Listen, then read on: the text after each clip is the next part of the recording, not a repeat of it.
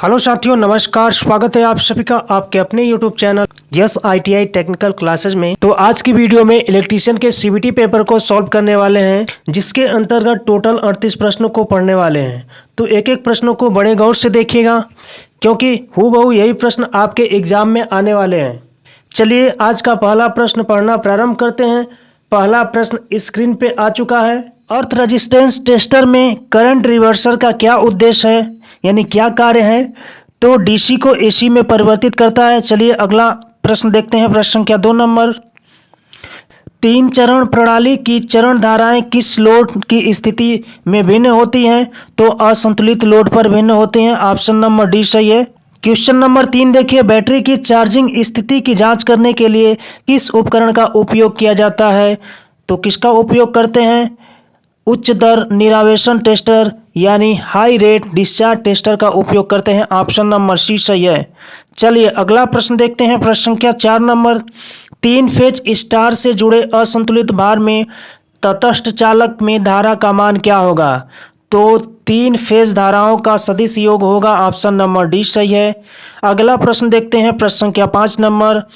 मानक wire gauge SWG में तार के आकार को मापने के लिए संभावित सीमा क्या है?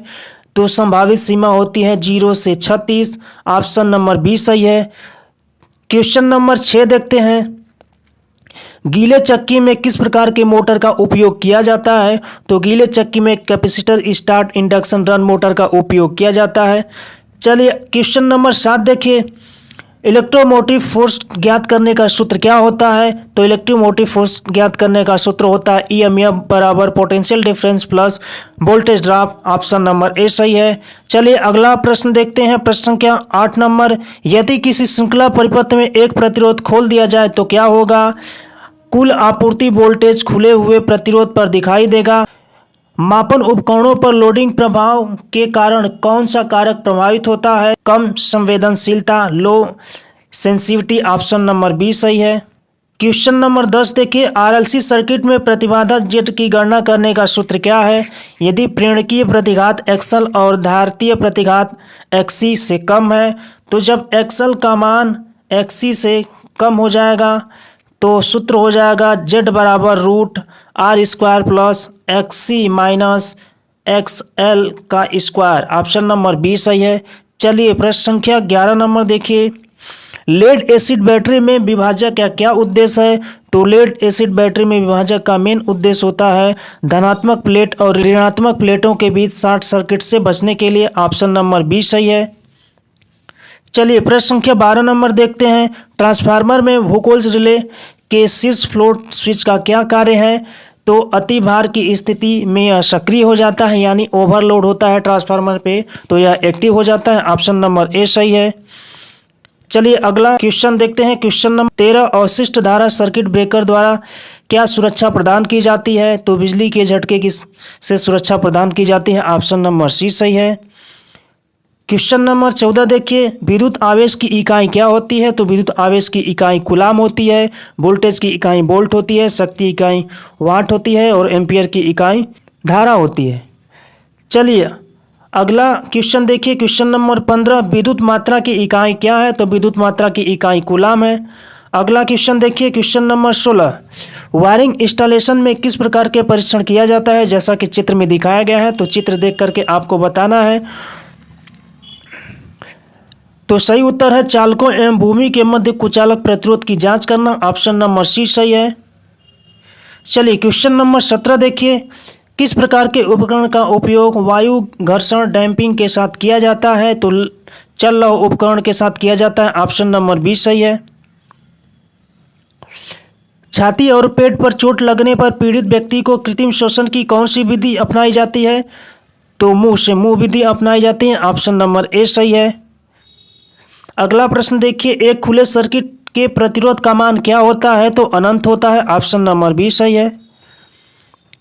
क्वेश्चन नंबर 20 देखिए। कुकिंग रेंज का हीटिंग तत्व बनाने के लिए किस सामग्री का उपयोग किया जाता है? तो नाइक्रोम का उपयोग किया जाता है। ऑप्शन नंबर डी सही है। नाइक्रोम निकिल और क्रोमियम से मिलकर के बना होता है। चलिए अगला प्रश्न देखिए। प्रश्न संख्या 21 नंबर। चित्र में दिखाए गए सर्किट में किस प्रकार का स्विच प्रयोग किया गया है? तो आपको चित्र देख पा रहे हैं, चित्र जो है ये जीने की वायरिंग है यानी सीढ़ी की वायरिंग में किया जाता है। अब इसमें 2 स्विच लगे हैं, ये कौन से स्विच हैं? तो इसको टू वे स्विच के नाम से जानते हैं। ऑप्शन नंबर बी सही है। अगला क्वेश्चन देखिए 22 नंबर, पीपीई गुणवत्ता के लिए किन मापदंडों को पूरा किया जाना चाहिए? तो यह खतरों का सामना करने में सक्षम हो, ऐसा आपको पीपीई यूज करना चाहिए। ऑप्शन नंबर डी सही है। क्वेश्चन नंबर 23 देखिए, कौन सा वायरिंग इंस्टॉलेशन सिस्टम अर्थिंग का उपयोग किया जाता है? तो उपकेंद्र यानी सब स्टेशन में किया जाता है। ऑप्शन नंबर डी सही है। अगला प्रश्न देखिए, सर्किट में कुल कैपेसिटेंस की गणना करें। तो सर्किट में कुल कैपेसिटेंस की गणना करना है तो यदि कैपेसिटेंस सीरीज में जुड़ा है तो इसके लिए सूत्र होता है 1/C बराबर 1/C1 plus 1/C2 plus 1/C3 हो जाएगा। यदि इसका मान रखते हैं तो 1/30 प्लस 1/10 प्लस 1/30 हो जाएगा। तो अगर इसको हल करते हैं तो आ जाएगा ये 30/5, तो ये उत्तर हो जाएगा 6। तो इसका सही उत्तर हो जाएगा option number A 6 micro ohm. चलिए अगला प्रश्न देखिए, प्रश्न संख्या 25 नंबर, कौन से विद्युत उपकरण में यल सीरीज एमसीबी को जोड़ा जाता है? तो जनरल लाइटिंग में जोड़ा जाता है, जैसे कि आपका बल्ब हो गया, लाइट हो गया, ट्यूबलाइट हो गया। ऑप्शन नंबर ए सही है। चलिए अगला प्रश्न देखिए, प्रश्न संख्या 26 नंबर, एसी समानांतर प्रवर्तक में प्रतिक्रिया का व्युत्क्रम क्या होता है? तो रिएक्टेंस का व्युत्क्रम ससेप्टेंस होता है। ऑप्शन नंबर ए सही है। तो ससेप्टेंस को बी से प्रदर्शित करते हैं।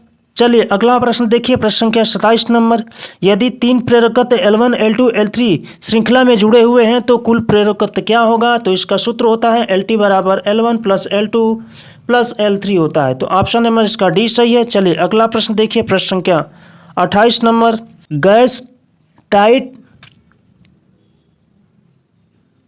गैस टाइट विस्फोटक स्थापना के लिए किस प्रकार के कंड्यूट का उपयोग किया जाता है? तो ऑप्शन नंबर डी सही है, कठोर इस्पात कंड्यूट का उपयोग किया जाता है। अगला प्रश्न देखिए, प्रश्न संख्या 29 नंबर, एक निरपेक्ष उपकरण कौन सा है? तो स्पर्श रेखी गैल्वेनोमीटर होता है। ऑप्शन नंबर डी सही है। चलिए अगला प्रश्न देखिए, प्रश्न संख्या 30 नंबर, अर्थ प्रतिरोध को मापने के लिए पृथ्वी प्रतिरोध परीक्षण के इलेक्ट्रोड में एसी का उपयोग क्यों किया जाता है? तो विद्युत अपघटन विद्युत वाहक बल को हटाने के लिए। ऑप्शन नंबर डी सही है। चलिए अगला प्रश्न देखिए, प्रश्न संख्या 31 नंबर, पावर ट्रांसफार्मर में वोल्टेज रिले का क्या कार्य है? तो ओवरलोडिंग और शॉर्ट सर्किट से सुरक्षा प्रदान कर voltage relay. Option number C सही है। चलिए अगला क्वेश्चन देखिए, क्वेश्चन नंबर 32, सर्किट में दिखाए अनुसार R2 के प्रतिरोध में जुड़े ओम मीटर का पाठ्यांक का हुई? तो प्रतिरोध यहाँ पे ओपन है, तो ओपन जब प्रतिरोध होता है तो जो ओम मीटर होगा वो इनफाइनाइट पाठ्यांक प्रदर्शित करेगा। तो इसका सही उत्तर हो जाएगा ऑप्शन नंबर बी, अनंत प्रतिरोध दर्शाएगा। क्वेश्चन नंबर 33 देखिए, एक अच्छे चालक का गुण कौन सा होता है? तो कम विशिष्ट प्रतिरोध। ऑप्शन नंबर बी सही है। एक आदर्श ट्रांसफार्मर में प्राथमिक वोल्टेज E1 V1 व द्वितीयक वोल्टेज E2 V2 के बीच का क्या संबंध होता है?